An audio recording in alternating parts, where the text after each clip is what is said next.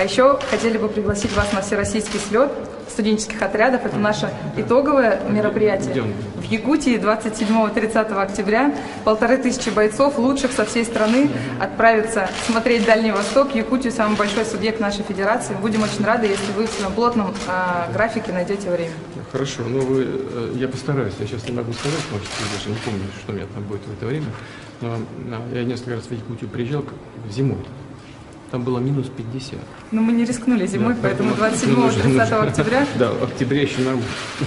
А потом уже так сложновато. Ну, для местных жителей они привыкли, знают себя, как там вести на таком морозе. Так, мы южные регионы подготовим, а то они не готовы в конце октября, они там еще из шорт только переоделись. Там еще прохладно. Очень. Там при минус 50 воздух замерзает. Так, ощущение, что туман. На самом деле не туман, воздух.